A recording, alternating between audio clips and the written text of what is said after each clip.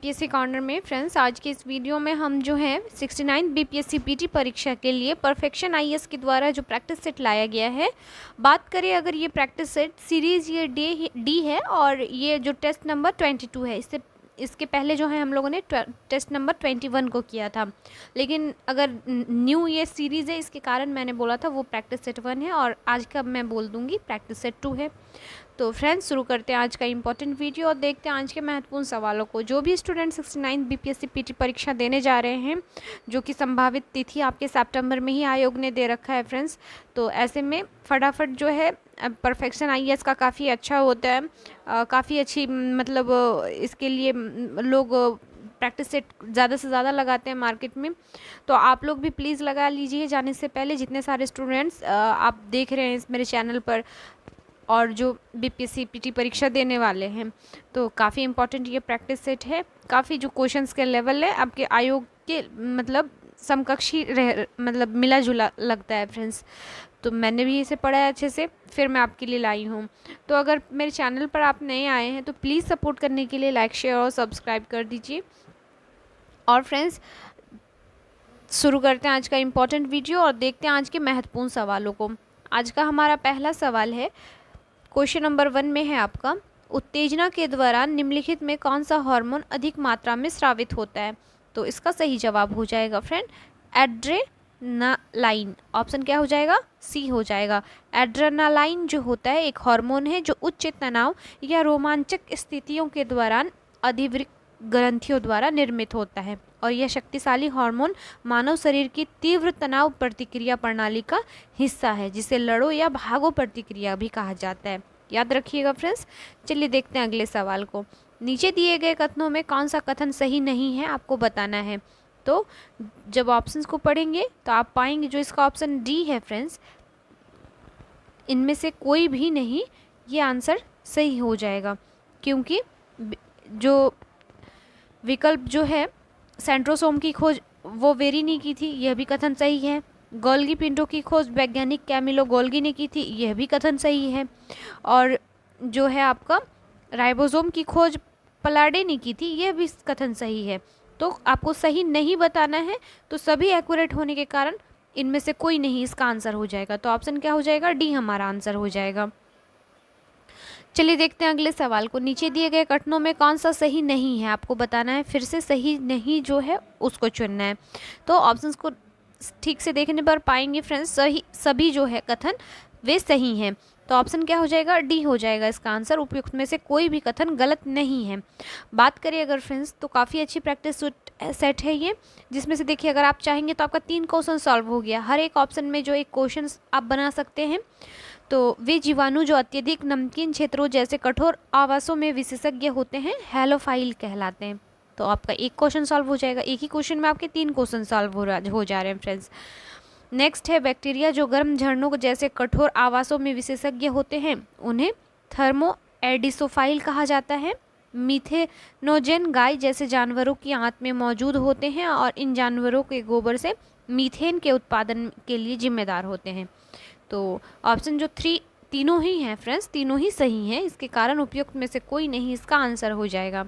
चलिए नेक्स्ट देख लेते हैं अगले सवाल को। अगला सवाल है, बच्चों को किसके रोकथाम के लिए ट्रिपल एंटीजन डीपीटी दी जाती है? तो ये दी जाती है आपके डिप्थेरिया, पार्टुसिस, टेटनस के लिए। ऑप्शन डी हो जाएगा इसका राइट आंसर। अगले सवाल में है, गुरुत्वाकर्षण के प्रति पौधों की जड़ों की वृद्धि प्रतिक्रिया को कहा जाता है? क्या कहा जाता है फ्रेंड्स? तो गुरुत्व अनुवर्तन कहा जाता है। सॉरी फ्रेंड्स, गुरुत्व अनुवर्तन कहा जाता है, जियोट्रॉपिज्म कहते हैं इसे। ऑप्शन बी हो जाएगा इसका राइट आंसर। नेक्स्ट देख लीजिए अगले सवाल को। अगला जो सवाल है हमारा, निम्नलिखित में कौन सी बीमारी फंगल संक्रमण के कारण होती है जो मुख्य रूप से फेफड़ों को प्रभावित करती है और शरीर के अन्य अंगों में फैल सकती है? तो यह है आपका हिस्टोप्लाज्मोसिस। याद रखिएगा, यह बीमारी हिस्टोप्लाज्मोसिस है। नेक्स्ट सवाल है, वृद्धि हार्मोन के स्राव के लिए कौन सी ग्रंथि जिम्मेदार है जो वृद्धि और विकास को नियंत्रित करती है? तो यह जो हो जाएगा आपका पीयूष ग्लैंड, ये जिसे पिट्यूटरी ग्लैंड कहते हैं। और पिट्यूटरी ग्लैंड को मास्टर ग्लैंड भी कहा जाता है फ्रेंड्स, यह भी आप याद रखिएगा। नेक्स्ट देख लेते हैं अगले सवाल को। अगला सवाल में है आपका, निम्नलिखित में कौन सा अधिकतम जनसंख्या आकार का वर्णन करता है जिसे एक पर्यावरण अनिश्चित काल तक बनाए रख सकता है? तो यह है आपका वहन क्षमता। ऑप्शन ए हो जाएगा इसका राइट आंसर। वहन क्षमता अधिकतम जनसंख्या आकार को संदर्भित करती है जिसे एक पर्यावरण उपलब्ध संसाधनों और पारिस्थितिक तंत्र के भीतर सीमित कारकों पर विचार करते हुए अनिश्चित काल तक बनाए रख सकता है। अगले सवाल में है आपका, निम्नलिखित में कौन सा रक्त का कार्य नहीं है? आपको बताना है इसका आंसर क्या होगा फ्रेंड्स। सही जवाब हो जाएगा, रक्त का जो कार्य नहीं है यह है आपका हार्मोन का उत्पादन करना। जबकि अगर बात करें, रक्त शरीर में महत्वपूर्ण कार्य करता है जिसमें कि ऑक्सीजन और पोषक तत्वों का परिवहन करता है, शरीर के तापमान का विनियमन करता है, रोग जनकों से जो है सुरक्षा करता है। ये सभी जो है आपका रक्त का कार्य होता है। तो क्या हो जाएगा इसका ऑप्शन डी आंसर हो जाएगा। अगले सवाल में कह रहा है, निम्नलिखित में किस बीमारी को आमतौर पर व्हाइट प्लेग कहा जाता है? तो यह बीमारी है यक्ष्मा। ऑप्शन क्या हो जाएगा बी हो जाएगा। क्षय रोग एक जीवाणु संक्रमण है जो माइको बैक्टीरियम ट्यूबरक्यूलोसिस के कारण होता है और यह मुख्य रूप से फेफड़ों को प्रभावित करता है फ्रेंड्स। चलिए अगले सवाल को देख लीजिए। अगले सवाल में है आपका, किसी जीवित शरीर के भीतर कोशिका या ऊतक की मृत्यु को कहा जाता है? तो क्या कहा जाता है? निक्रोसिस कहा जाता है फ्रेंड्स। नेक्रोसिस शरीर के ऊतकों की मृत्यु है। यह तब होता है जब ऊतकों से पर्याप्त रक्त प्रवाहित नहीं होता है, चाहे वो चोट, विकिरण या रसायनों से हो। तो याद रखिएगा। चलिए अगले सवाल को देख लीजिए। क्वेश्चन नंबर 12 में है, निम्नलिखित कथनों पर विचार करें। निर्वात में प्रकाश के वेग और किसी निर्दिष्ट माध्यम से उसके वेग के अनुपात को उस माध्यम का अपवर्तनांक कहा जाता है। पानी का अपवर्तनांक कांच के अपवर्तनांक से कम होता है। कौन सा कथन सही है आपको बताना है। तो इसका सही जवाब जो हो जाएगा, दोनों ही कथन सही है, आप याद रखिएगा। अगले सवाल में कह रहा है, उत्तल लेंस के लिए निम्नलिखित में कौन सा कथन सत्य है? उत्तल लेंस के बारे में बताना है आपको। तो जो कथन सत्य है इसका यह हो जाएगा, जब वस्तु अपने फोकस बिंदु और लेंस के बीच स्थित होती है तो ये वास्तविक छवि बनाता है। तो ऑप्शन डी हो जाएगा इसका राइट आंसर। फ्रेंड्स, अगर वीडियो अच्छा लगे तो प्लीज़ शेयर कर दीजिए, जिससे कि जिस लोगों के पास भी प्रैक्टिस सेट अवेलेबल ना हो उन लोगों के पास भी वीडियो के थ्रू ही सही कम से कम अपनी तैयारी को वो और थोड़ा अच्छे से कर सकते हैं। फ्रेंड्स, टाइम बहुत कम है, ऐसे में शेयर करके ही सही कम से कम आप हेल्प कर सकते हैं। नेक्स्ट देख लेते हैं अगले सवाल को, निम्नलिखित में कौन रेफ्रिजरेटर के कार्य सिद्धांत की सबसे अच्छा व्याख्या करता है? तो यह जो व्याख्या कर सकते हैं हम, यह हो जाएगा आपका, रेफ्रिजरेटर भोजन डिब्बे से ऊष्मा को अवशोषित करता है और इसे आसपास के वातावरण में छोड़ता है। तो ऑप्शन सी हो जाएगा इसका आंसर। अगले सवाल में है, निम्नलिखित में कौन सा उपकरण आर्किमिडीज के सिद्धांत का उपयोग करता है? तो यह करता है आपका ऑप्शन ए हाइड्रोमीटर। हाइड्रोमीटर एक ऐसा उपकरण है जो किसी भी तत्व के तरल के विशिष्ट गुरुत्व या सापेक्ष घनत्व को मापने के लिए आर्किमिडीज के सिद्धांत का उपयोग करता है। और आर्किमिडीज के सिद्धांत में यह कहा गया है कि एक तरल पदार्थ में डूबी हुई वस्तु द्वारा विस्थापित तरल के वजन के बराबर ऊपर की ओर उत्प्लावन बल का अनुभव करती है। नेक्स्ट देख लीजिए अगले सवाल को। अगले सवाल में है, एक घर में लगे दो बल्बों में से एक दूसरे से अधिक चमकता है, निम्नलिखित कथनों में कौन सा सही है? आपको बताना है। तो जो कथन सही होगा फ्रेंड्स, पढ़ने पर पाएंगे जो ऑप्शन डी है, डिमर बल्ब का प्रतिरोध बड़ा होता है, यह कथन सही हो जाएगा। चलिए अगले सवाल को देखते हैं। यदि अल्फा, बीटा और गामा किरणें का संवेग समान हो तो किसकी तरंग दैर्घ्य सबसे लंबी होती है? तो इसका राइट आंसर हो जाएगा, सभी की तरंग दैर्घ्य समान है। ऑप्शन क्या हो जाएगा? डी इसका राइट आंसर हो जाएगा। नेक्स्ट सवाल में है, जब कोई उपग्रह पृथ्वी की परिक्रमा करता है तो कौन सी भौतिक राशि स्थिर रहती है? तो यह रहती है कोणीय संवेग। जब कोई उपग्रह पृथ्वी की परिक्रमा करता है तो कोणीय गति स्थिर रहता है और कोणीय संवेग एक भौतिक मात्रा है जो द्रव्यमान वेग और घूर्णन अक्ष से दूरी पर निर्भर करता है। क्वेश्चन नंबर 19 में कह रहा है, हाइड्रोलिक लिफ्ट की कार्य प्रणाली निम्न पर आधारित है। बताना है किस पर आधारित है फ्रेंड्स? तो इसका राइट आंसर हो जाएगा, पास्कल के नियम पर आधारित है। हाइड्रोलिक लिफ्ट की कार्य प्रणाली पास्कल के नियम पर आधारित है, जिसमें कहा गया है जब किसी सीमित स्थान में किसी तरल पदार्थ पर दबाव डाला जाता है तो दबाव सभी दिशाओं में समान रूप से प्रसारित होता है। नेक्स्ट देख लेते हैं हम अगले सवाल को। चलिए अगले सवाल में कहा गया है आपका क्वेश्चन नंबर 20 में, लाउड स्पीकर की कार्य प्रणाली किस सिद्धांत पर आधारित है? आपको इसका आंसर बताना है। तो इसका सही जवाब हो जाएगा इलेक्ट्रोमैग्नेटिक इंडक्शन पर आधारित है। याद रखिएगा फ्रेंड, लाउड स्पीकर की कार्य प्रणाली विद्युत चुंबकीय प्रेरण या इलेक्ट्रोमैग्नेटिक इंडक्शन के सिद्धांत पर आधारित है। नेक्स्ट सवाल है क्वेश्चन नंबर 21, बरसात के दिन पानी पर छोटी तेल की फिल्में शानदार रंग दिखाती हैं, इसकी वजह क्या है? तो इसकी वजह है व्यतिकरण। ऑप्शन बी हो जाएगा इसका राइट आंसर। याद रखिएगा फ्रेंड्स, जब दो या दो से अधिक विद्युत चुंबकीय तरंगों के संयोजन से एक परिणामी तरंग बनती है जिसमें विस्थापन या तो प्रबलित होता है या तो रद्द हो जाता है, और व्यतिकरण एक ऐसी घटना है जिसमें दो तरंगे एक दूसरे पर आरोपित होकर अधिक निम्न या समान आयाम की परिणामी तरंग बनाती है। नेक्स्ट देख लीजिए अगले सवाल को। क्वेश्चन नंबर 22 में कह रहा है, निम्नलिखित में किस तत्व की आयनीकरण ऊर्जा सबसे अधिक है? यह हो जाएगा फ्लोरीन का हो जाएगा, सबसे अधिक है। दिए गए तत्वों में फ्लोरीन की आयनीकरण ऊर्जा जो है सबसे अधिक है। चलिए अगले सवाल को देखते हैं, निम्नलिखित में कौन सा एक मजबूत अम्ल की विशेषता है? जो सही आंसर हो जाएगा फ्रेंड्स, मजबूत संक्षारण गुण हो जाएगा इसका आंसर। एक मजबूत अम्ल की विशेषता जो है मजबूत संक्षारण गुण होता है। एक मजबूत एसिड एक एसिड होता है जो हाइड्रोजन आयनों की उच्च सांद्रता उत्पन्न करने के लिए पानी में पूरी तरह से आयनित या अलग हो जाता है। नेक्स्ट देख लेते हैं अगले सवाल को।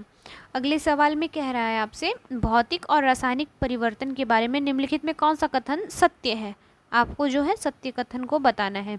तो ऑप्शंस को सही से पढ़ने पर फ्रेंड्स आप पाएंगे भौतिक परिवर्तन केवल अस्थायी होते हैं जबकि रासायनिक परिवर्तन अस्थायी होते हैं। ऑप्शन डी जो हो जाएगा यह इसका राइट आंसर हो जाएगा। अगले सवाल में दिया है आपका, यूवी विकिरण से बचाने के लिए सनस्क्रीन लोशन में आमतौर पर किस यौगिक का उपयोग किया जाता है? तो इसके लिए हम जो है जिंक ऑक्साइड का उपयोग करते हैं फ्रेंड्स। नेक्स्ट देख लेते हैं अगले सवाल को। नेक्स्ट सवाल है, कौन सा यौगिक आमतौर पर फर्नीचर या इलेक्ट्रॉनिक्स में अग्निरोधी के रूप में उपयोग किया जाता है? तो पॉलीब्रोमिनेटेड डिफेनिल ईथर का हम उपयोग करते हैं। नेक्स्ट है आपका, निम्नलिखित कथन पर विचार करिए और सही कथन का जो है आपको चुनाव करना है। तो इसका राइट आंसर जो हो जाएगा फ्रेंड्स यह हो जाएगा आपका, इसका जो तीसरा और चौथा कथन है यह सही हो जाएगा। न्यूट्रॉन की संख्या 52 है और प्रोटॉनों की संख्या इसमें 38 है। तो ऑप्शन क्या हो जाएगा, 3 और 4 हो जाएगा। नेक्स्ट सवाल में दिया गया है आपका क्वेश्चन नंबर 28 में, स्पेक्ट्रा के निम्नलिखित भागों पर विचार कीजिए। दृश्य, इंफ्रारेड, प्रावैग्नि, माइक्रोवेव। निम्नलिखित में वह कौन सा सही क्रम जिसमें तरंग दैर्घ्य बढ़ता है आपको बताना है। सही क्रम पूछ रहा है आपसे, तो इसका सही क्रम हो जाएगा फ्रेंड्स, ऑप्शन क्या हो जाएगा, डी हो जाएगा। पहले प्रावैग्नि किरणें, फिर आ जाएगा आपका पहले प्रावैग्नि किरणें, फिर दृश्य प्रकाश, फिर अवरक्त प्रकाश, माइक्रोवेव। इस प्रकार 3, 1, 2, 4 जो हो जाएगा इसका सही जवाब हो जाएगा। चलिए देखते हैं अगले सवाल को। पदार्थों की विद्युत चालकता के लिए कौन सा उप परमाणविक कण जिम्मेदार है? तो यह जिम्मेदार है आपका इलेक्ट्रॉन। नेक्स्ट सवाल में कहा गया है, वे कौन से तत्व हैं जो कमरे के तापमान और मानव दबाव पर तरल होते हैं? तो इसका सही जवाब हो जाएगा फ्रेंड्स, ऑप्शन क्या हो जाएगा, मरकरी और जो क्लोरीन होता है ब्रोमीन होता है, ये कमरे के तापमान और मानव दबाव पर तरल होते हैं। तो 2 और 4 इसका राइट आंसर हो जाएगा। याद रखिएगा फ्रेंड्स, मोस्ट वीवीआई क्वेश्चंस हैं सब। नेक्स्ट देख लेते हैं, इन ईंधनों के उनके ऊष्मीय मान के अनुसार बढ़ते क्रम में सही क्रम क्या है? तो इसका सही क्रम क्या हो जाएगा फ्रेंड्स, हाइड्रोजन गैस पहले आ जाएगा, फिर मिट्टी का तेल, फिर लकड़ी, फिर आपका चारकोल आ जाएगा। तो इस प्रकार 1, 2, 3, 4 होना चाहिए फ्रेंड्स मेरे हिसाब से आंसर आपका। तो ऑप्शन क्या हो जाएगा, 4, 3, 2, 1 होना चाहिए। तो ऑप्शन क्या हो जाएगा, ए हो जाएगा इसका राइट आंसर। नेक्स्ट देख लेते हैं अगले सवाल को। नीचे दिया गया है, निम्नलिखित में कौन सा कथन सही है? आपको बताना है जो कथन इसमें सही है। तो ऑप्शंस को पढ़ने पर पाएंगे, इनमें से कोई भी नहीं जो हो जाएगा इसका सही जवाब हो जाएगा, क्योंकि जो फ्रेंड्स है एस तरंगे तेज चलती हैं और दूसरे स्थान पर आती हैं। एस तरंगे ध्वनि तरंगों के समान होती हैं। एस तरंगे गैसीय तरल और ठोस पदार्थों से होकर गुजरती है। इसमें से जो कोई भी कथन है ये सही नहीं होने के कारण आपका ऑप्शन डी हो जाएगा इसका राइट आंसर, क्योंकि एस तरंगे तेजी से चलती हैं और दूसरे स्थान पर आती हैं, यह कथन जो है गलत है। एक तरंग जिसे कतरनी तरंगे या द्वितीयक तरंगे भी कहा जाता है, प्राथमिक तरंगों पी तरंगों की तुलना में धीमी होती हैं और पी तरंगों के बाद भूकंप मापी स्टेशन पर पहुंचने वाली दूसरी तरंगें होती हैं। तो आपका इसका आंसर हो जाएगा फ्रेंड्स डी। नेक्स्ट देख लेते हैं, मैग्नेटिक सामग्री का एक बड़ा पिंड जो भूपट्टी की गहराई में ठंडा होकर बड़े गुंबदों के रूप में विकसित होता है, संरचना की पहचान करें। तो ऐसी संरचना को हम कहते हैं बैथोलिथ्स। ऑप्शन क्या हो जाएगा, बी हो जाएगा इसका राइट आंसर। अगला सवाल है, वे गहरे लंबे चौड़े गर्त या बेसिन जिनके सिरे के साथ साथ किनारों पर लंबवत रूप से गिरने वाली ऊंची दीवारें संरचना की पहचान करें। तो यह संरचना कहेंगे आप, सर्क कहेंगे इसको। ऑप्शन क्या हो जाएगा, ए हो जाएगा इसका आंसर। चलिए अगले सवाल को देखते हैं। अगले सवाल में कहा गया है, निम्नलिखित कथनों पर विचार करें। 27 डिग्री सेल्सियस से अधिक तापमान वाली बड़ी समुद्री सतह, कोरियोलिस बल की उपस्थिति, पहले से मौजूद कमजोर निम्न दबाव क्षेत्र या निम्न स्तर चक्रवाती परिसंचरण, समुद्र पर तल प्रणाली के ऊपर ऊपरी अभिसरण। ऊपर दी गई निम्नलिखित कौन सी स्थिति उष्णकटिबंधीय चक्रवातों के लिए अनुकूल है। तो आपको बताना है जो स्थिति उष्णकटिबंधीय चक्रवातों के लिए अनुकूल है। तो फ्रेंड्स इसका जो सही जवाब हो जाएगा, इसका जो सही आंसर हो जाएगा फ्रेंड्स, पहला, दूसरा और तीसरा कथन जो है सही है, इसलिए ऑप्शन क्या हो जाएगा, ए हो जाएगा। नेक्स्ट सवाल में दिया है आपका, कॉपेन के वर्गीकरण के अनुसार निम्नलिखित में कौन सी शब्दावली समूहकरण के लिए सही है। ए उष्णकटिबंधीय, बी शुष्क जलवायु, एच ठंडी जलवायु। कितने जोड़े सही ढंग से सुमेलित है आपको बताना है। तो इसका सही जवाब हो जाएगा फ्रेंड्स जो दूसरा जोड़ी है यह सही है, 2 जोड़ी। ऑप्शन ए और बी सही है, तो इसलिए क्या हो जाएगा, ऑप्शन बी हो जाएगा इसका राइट आंसर। चलिए नेक्स्ट देख लेते हैं अगले सवाल को। उत्तरी अमेरिका के पूर्वी तट पर बहने वाली गर्म समुद्री धारा कहलाती है। तो इसे हम गल्फ स्ट्रीम के नाम से जानते हैं। अगला सवाल है, निम्नलिखित में कौन सी नदी मालवा पठार में महू के पास से निकलती है और राजस्थान में कोटा के ऊपर एक घाटी के माध्यम से उत्तर की ओर बहती है, जहां गांधी सागर बांध का निर्माण किया गया। तो यह है आपका चंबल। ऑप्शन क्या हो जाएगा, बी हो जाएगा। चंबल नदी भारत के मध्य प्रदेश में मालवा पठार के महू के पास से निकलती है। नेक्स्ट देख लेते हैं अगले सवाल को। नीचे दी गई नदियों में कौन सी नदी पश्चिम की ओर बहती है। तो यह नदी है आपकी शत्रुंजी और भद्र, ये दोनों ही नदी जो है पश्चिम की ओर बहती हैं। तो ऑप्शन क्या हो जाएगा, डी हो जाएगा इसका राइट आंसर। नेक्स्ट देख लेते हैं अगले सवाल को।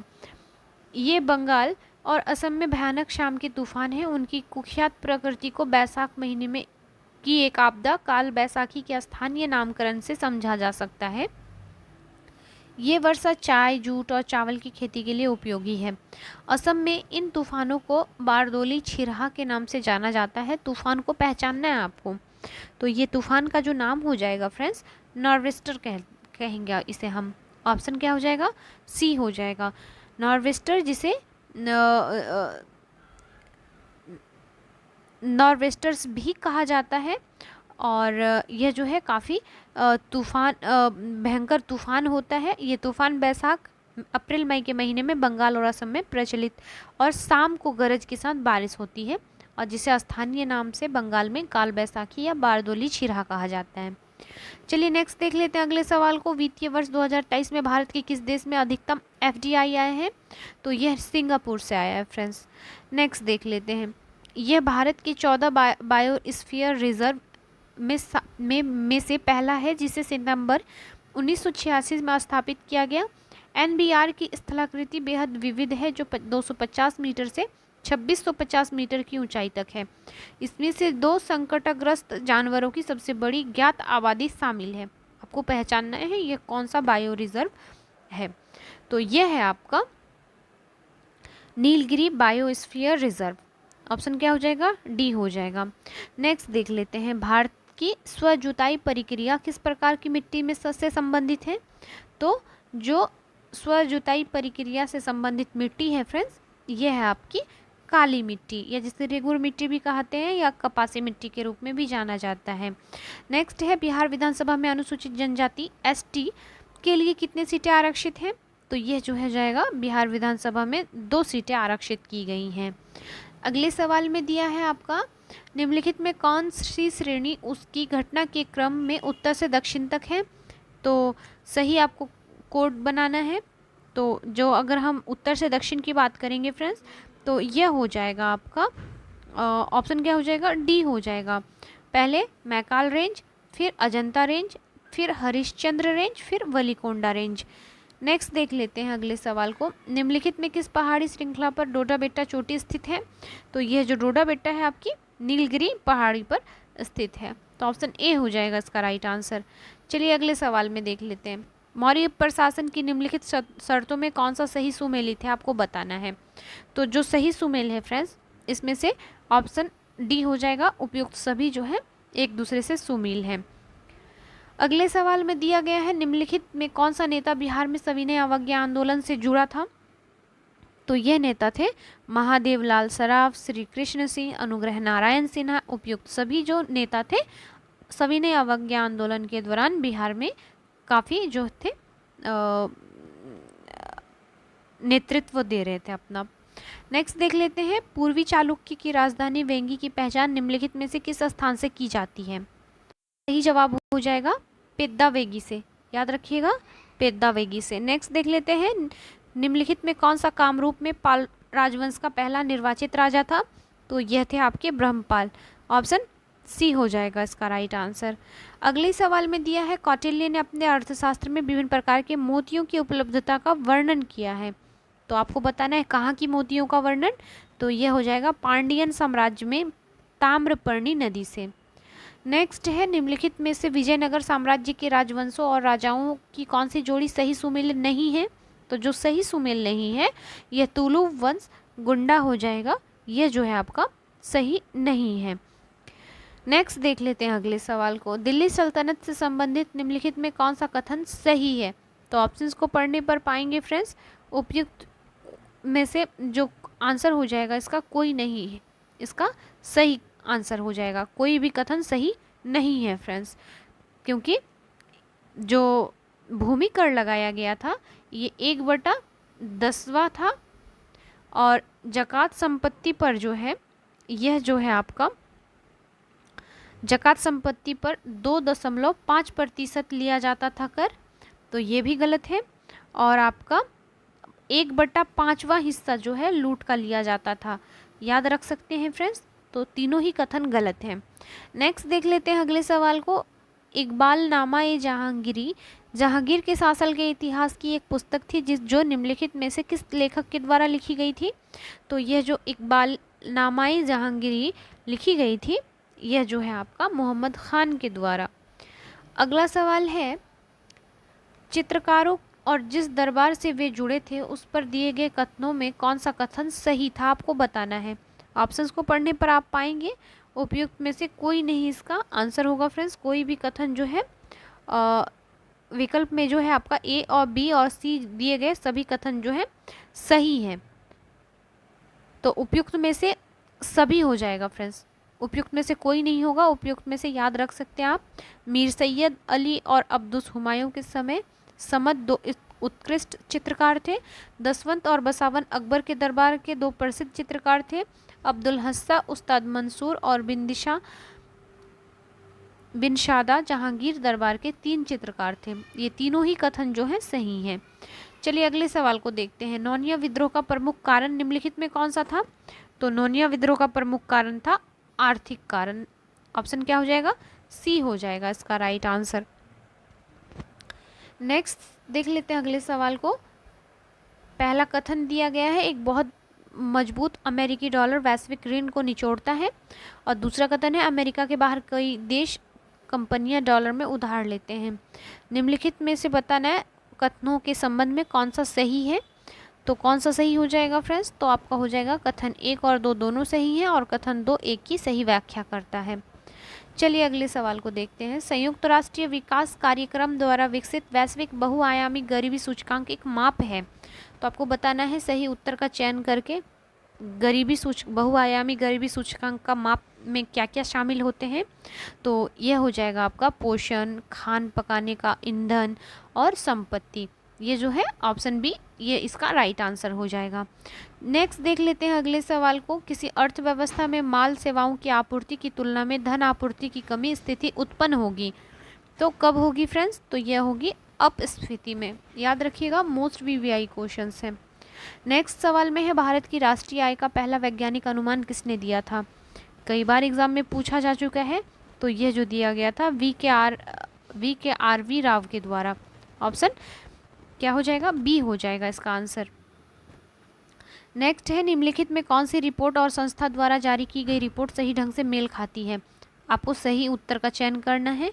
तो जो मेल खा रही है सही ढंग से, यह हो जाएगा आपका पहला और तीसरा। वैश्विक आर्थिक संभावनाएं विश्व बैंक द्वारा जारी की जाती हैं और वैश्विक वित्तीय स्थिरता रिपोर्ट IMF के द्वारा दी जाती है।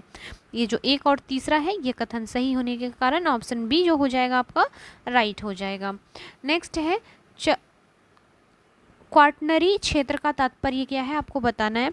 तो इसका राइट आंसर हो जाएगा अनुसंधान और विकासात्मक गतिविधियां जो होते हैं चतुर्थ क्षेत्र की विशेषताओं में से एक है। याद रखिएगा फ्रेंड्स। चलिए देखते हैं अगले सवाल को। अगले सवाल में है तबकाते नासरी के लेखक कौन थे? तो इसके लेखक थे मिनहाजुस सिराज। याद रखिएगा, मोस्ट वीवीआई क्वेश्चंस है। नेक्स्ट है भारत के संविधान में निम्नलिखित में क्या कहा गया है?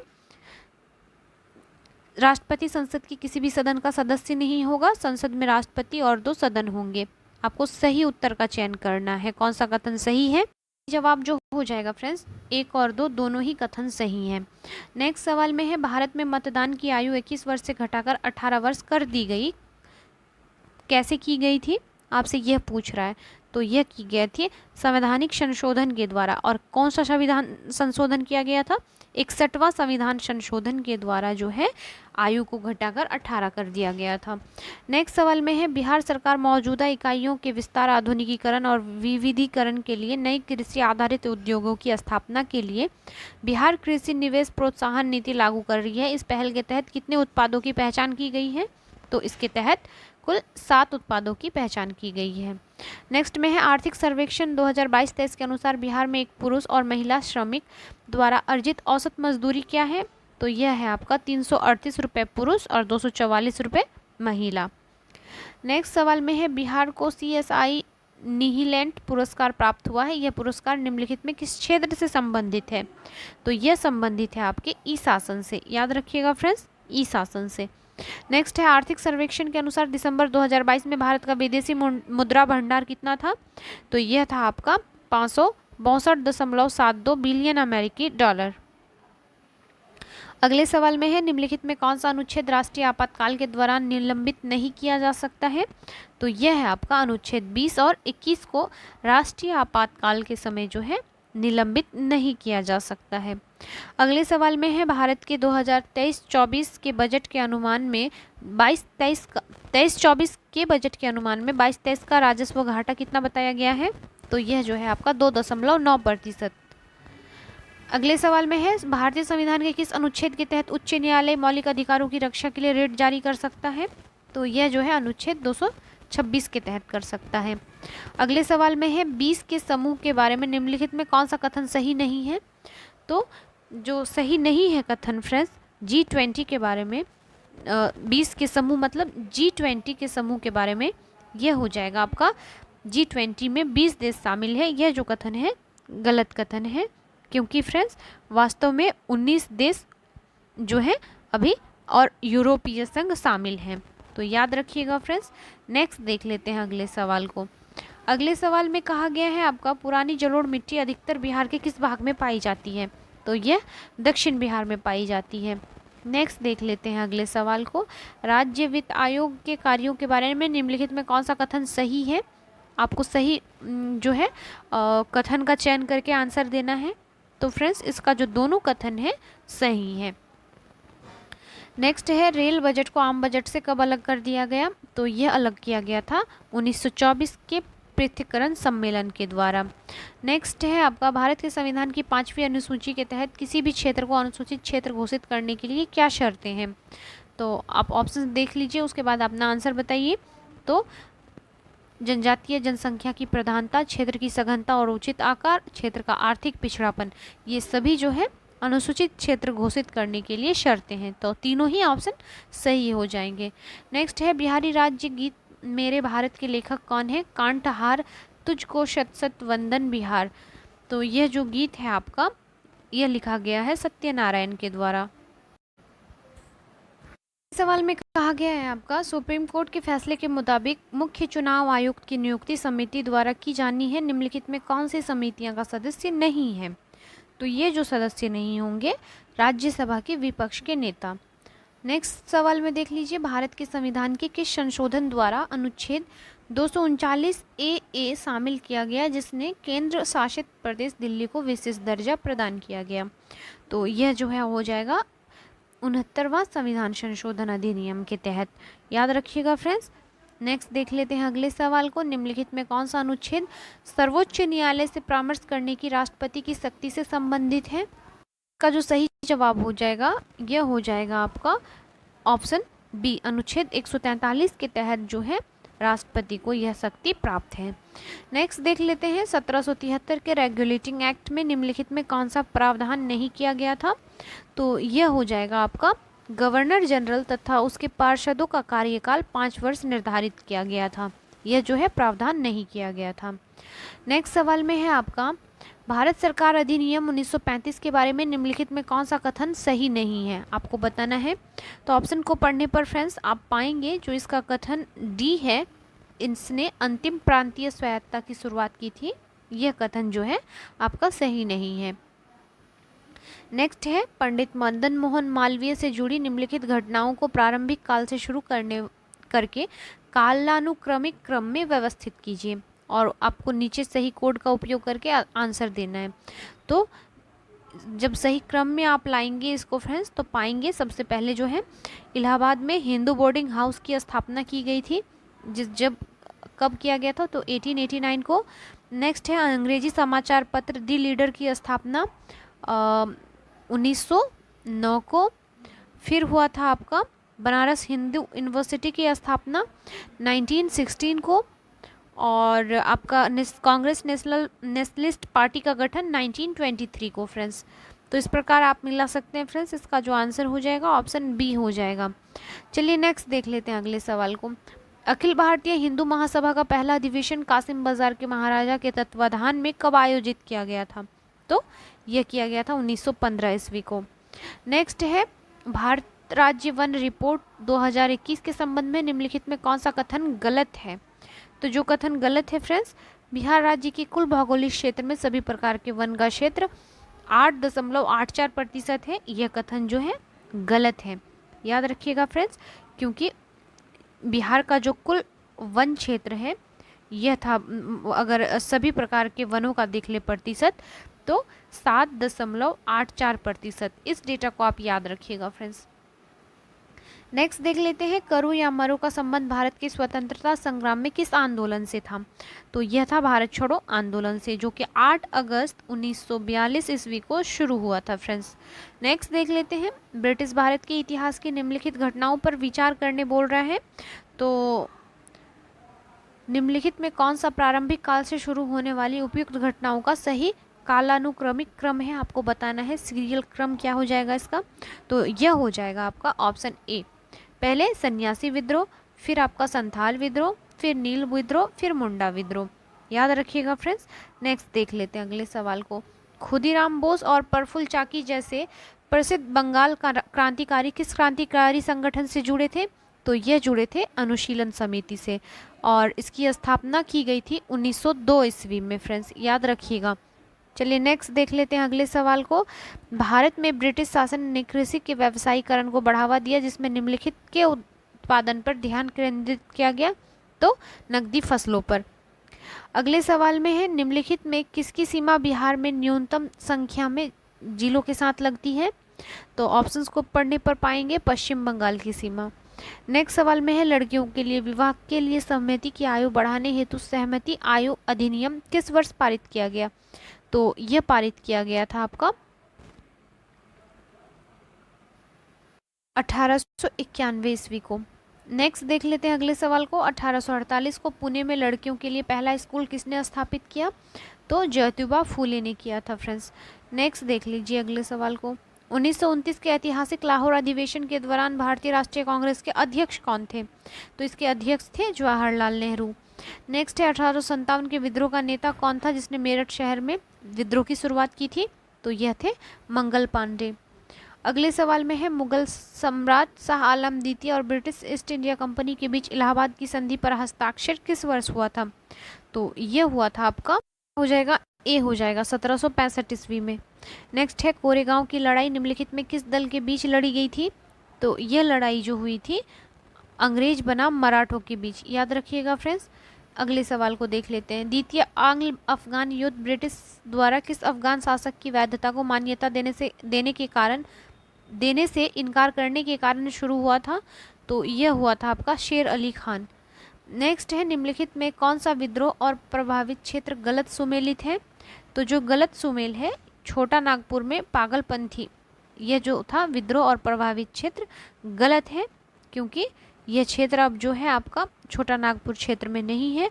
पागलपंथी एक संप्रदाय था जो बंगाल प्रांत के उत्तरी मेमनसिंह और शेरपुर जिले में उभरा था। तो याद रखिएगा फ्रेंड्स। नेक्स्ट देख लेते हैं। देवघर जिले के रोहिणी गांव में हुआ पहला विद्रोह कब हुआ था? तो यह हुआ था 12 जून 1857 ईस्वी को। निम्नलिखित में किस राज्य की यूक्रेन के साथ सीमा लगती है?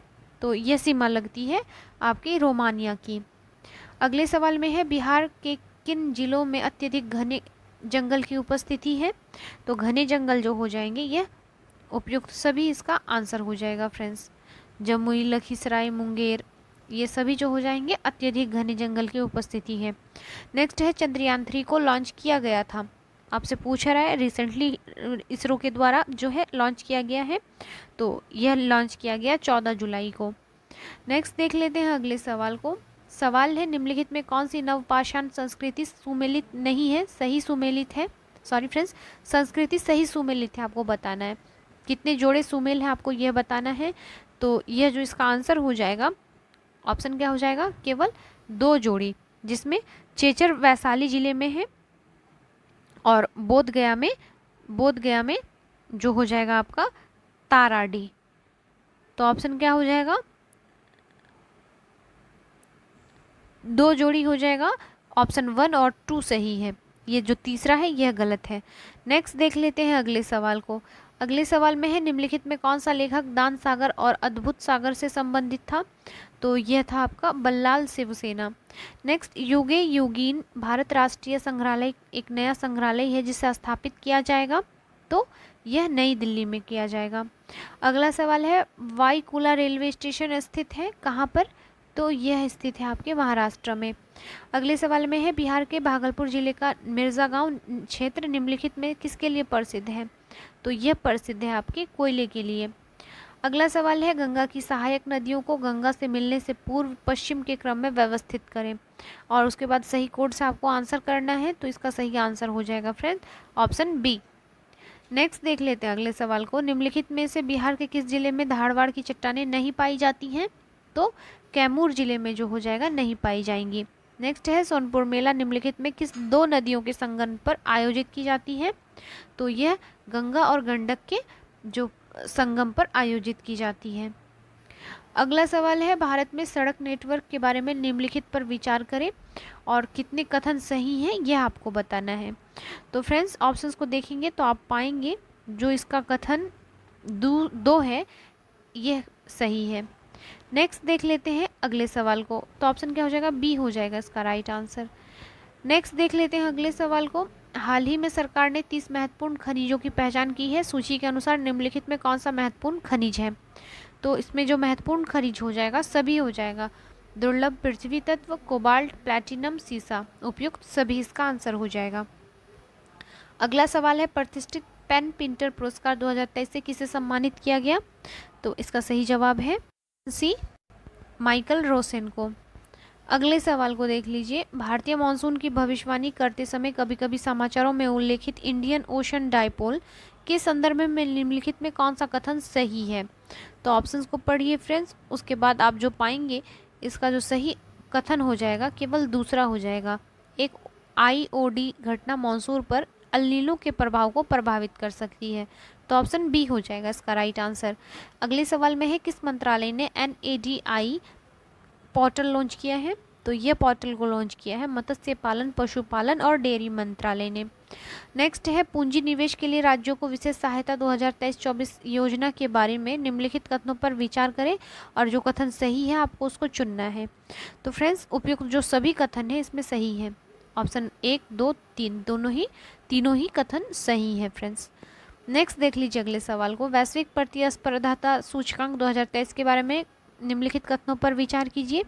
इसे विश्व आर्थिक मंच द्वारा जारी किया गया था। इसके 4 पैरामीटर हैं और सूचकांक में भारत 37वें स्थान पर था। कौन सा कथन सही है फ्रेंड्स? तो केवल जो है इसका पहला कथन जो है सही है, इसे विश्व आर्थिक मंच द्वारा जारी किया गया था। तो ऑप्शन क्या हो जाएगा? 1 हो जाएगा इसका राइट आंसर। नेक्स्ट देख लेते हैं अगले सवाल को। अगला सवाल है हमारा, ग्लोबल स्टार्टअप इकोसिस्टम रिपोर्ट 2023 में किस भारतीय शहर ने सर्वश्रेष्ठ रैंक हासिल किया? तो यह बेंगलुरु ने किया। नेक्स्ट है, हाल ही में अंतर्राष्ट्रीय ओलंपिक समिति ने पहले ओलंपिक ई स्पोर्ट्स वीक का आयोजन किस देश में किया? तो यह किया गया आपके सिंगापुर में। नेक्स्ट है, अमित शाह ने किस शहर में बलिदान स्तंभ की आधारशिला रखी?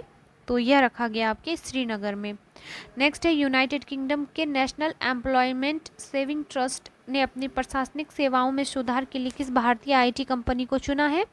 तो यह चुना गया है TCS को, याद रखिएगा फ्रेंड्स। नेक्स्ट देख लेते हैं, मैथिली भाषा में बाल साहित्य पुरस्कार 2023 के लिए किसे चुना गया? तो यह अक्षय आनंद सनी को चुना गया है। अगले सवाल में है, कई सेमीकंडक्टर चिप बनाने वाली कंपनियों ने भारत में निवेश करने की प्रतिबद्धता जताई है। सूची 1 और सूची 2 पर विचार करें और सही विकल्प चुनें। जो इसमें सही जोड़ा है इसको आपको चुनना है। तो इसका सही आंसर हो जाएगा फ्रेंड्स केवल दूसरा कथन जो है यह सही है। फॉक्सकॉन ताइवान की कंपनी है, तो ऑप्शन जो 2 हो जाएगा बी, ये सही हो जाएगा। नेक्स्ट देख लेते हैं अगले सवाल को। कूटनीति में अंतर्राष्ट्रीय महिला दिवस 24 जून को मनाया गया। कौन सा सतत विकास लक्ष्य लैंगिक समानता की बात करता है? तो SDG 5 करता है। नेक्स्ट है, G20 पटना बैठक के बारे में निम्नलिखित कथनों पर विचार करें। तो फ्रेंड्स, फिर आपको उपयुक्त सही कथन को बताना है। तो इसमें जो सही कथन है केवल दूसरा कथन है, यह श्रमिक सहभागिता समूह की बैठक थी। नेक्स्ट देख लेते हैं अगले सवाल को। 200वां अंतर्राष्ट्रीय फुटबॉल मैच खेलने वाले पहले पुरुष फुटबॉलर कौन बने? तो ये बन गए हैं क्रिस्टियानो रोनाल्डो, याद रखिएगा। अगले सवाल में है, बिहार से किसे राष्ट्रीय लॉरेंस नाइटिंगेल पुरस्कार 2023 से सम्मानित किया गया? तो यह है आपके गायत्री कुमारी। सवाल है, हाल ही में शुरू की गई संशोधित CGTSSE योजना निम्नलिखित में किसके लिए संपार्श्विक मुक्त ऋण की उपलब्धता सुनिश्चित करती है? तो यह करती है आपका MSME की। नेक्स्ट देख लेते हैं अगले सवाल को। बिहार में चुनाव के लिए किस ट्रांसजेंडर को स्टेट आइकन बनाया गया है? तो यह बनाए गए हैं आपके, क्या हो जाएगा friends? Option A, Monika Das. Next है, बंदरगाहों, जलमार्गों और तटों के लिए राष्ट्रीय प्रौद्योगिकी केंद्र ने किस IIT में अपना खोज परिसर स्थापित किया है? तो यह स्थापित किया है IIT मद्रास ने। चलिए अगले सवाल को देखते हैं। आर्थिक स्वतंत्रता सूचकांक 2023 के अनुसार भारत का स्थान क्या है? तो भारत का स्थान इसमें है 131वां, याद रखिएगा फ्रेंड्स, 131वां। नेक्स्ट है, हाल ही में रेमन मैग्सेसे पुरस्कार दलाई लामा को व्यक्तिगत रूप से प्रदान किया गया। उन्होंने किस वर्ष पुरस्कार जीता था? तो यह जीता था आपका 1959 ईस्वी को। नेक्स्ट सवाल में है आपका, किस देश ने 1 बिलियन भोजन बंदोबस्ती अभियान शुरू किया है? तो यह संयुक्त अरब अमीरात ने किया है। अगला सवाल है, किस बैंक ने भारत का पहला बॉयस बायोमेट्रिक प्रमाणीकरण बैंकिंग ऐप लॉन्च किया है? तो यह लॉन्च किया है आपके सिटी यूनियन बैंक ने।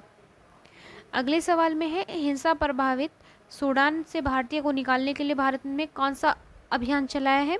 तो भारत ने जो अभियान चलाया है फ्रेंड्स काफ़ी फेमस था, ऑपरेशन कावेरी। नेक्स्ट है लॉजिस्टिक प्रदर्शन सूचकांक 2023 में भारत का स्थान क्या है? तो इसमें भारत का स्थान है 38वां, याद रखिएगा फ्रेंड्स। नेक्स्ट देख लीजिए अगले सवाल को। अगला सवाल है भारतीय राष्ट्रीय राजमार्ग प्राधिकरण NHAI का लक्ष्य 2024-25 तक देश भर में लगभग 10,000 किलोमीटर ऑप्टिकल फाइबर केबल विकसित करना है। ऑप्टिकल फाइबर केबल निम्नलिखित के किस सिद्धांत पर काम करता है? तो यह करता है आपका पूर्ण आंतरिक परावर्तन पर। नेक्स्ट सवाल में है आपका जल निकाय की जनगणना के अनुसार किस राज्य में जल निकायों की संख्या सबसे अधिक है? तो यह है आपके पश्चिम बंगाल में। अगला सवाल है पंचायती राज दिवस 2023 पर राष्ट्रीय समारोह किस जिले में आयोजित किया जाएगा? तो यह जो आयोजित किया जाएगा रीवा में, पंचायती राज दिवस, याद रखिएगा फ्रेंड्स। नेक्स्ट वीडियो कैसा लगा प्लीज़ कमेंट करके बताएं, और अगर इन्फॉर्मेटिव लगे तो प्लीज़ फ्रेंड्स शेयर ज़्यादा से ज़्यादा कीजिए और सब्सक्राइब कर लीजिए चैनल को, ताकि आप किसी भी कंपटीशन के एग्ज़ाम के लिए तैयारी कर रहे हो आपको जो है अच्छे अच्छे प्रैक्टिस सेट यहाँ से अवेलेबल हो जाएंगे। और अगर आपको इसका PDF चाहिए तो प्लीज़ आप वो भी कमेंट करके बताएं, मैं टेलीग्राम लिंक जो है आपको डिस्क्रिप्शन बॉक्स में दे दूँगी, और वहाँ से जाकर जो है आप आराम से PDF भी इसका ले सकते हैं। मिलते हैं नेक्स्ट वीडियो में, तब तक के लिए थैंक यू।